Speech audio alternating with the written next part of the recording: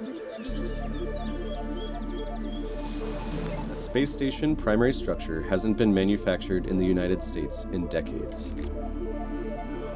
Haven 1 will be the world's first commercial space station, a major step towards succeeding the ISS and advancing U.S. innovation and leadership in space.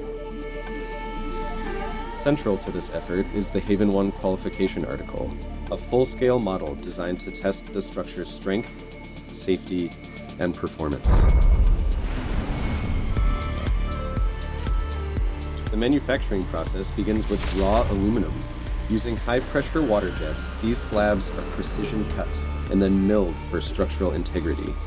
The panels are then rolled to form the building blocks of Haven 1's primary structure. Vertical integration allows us to rapidly iterate designs and manufacture up to 5 times faster for a fraction of the cost of traditional methods.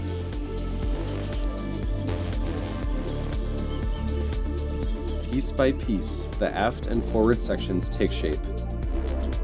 Built separately at our Long Beach headquarters, each section is meticulously welded and inspected for precision and strength.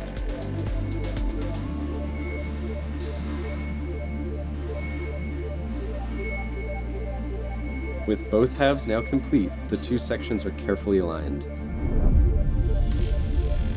The final weld binds them into a single unified structure, a critical milestone in the assembly process.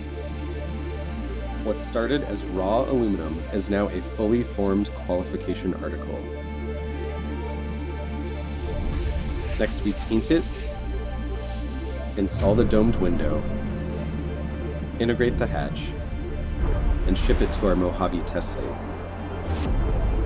There, it will undergo rigorous testing to validate its capability to withstand over 22 pounds per square inch, ensuring that it meets NASA Standard 5001. These tests pave the way for the next phase, building the flight article.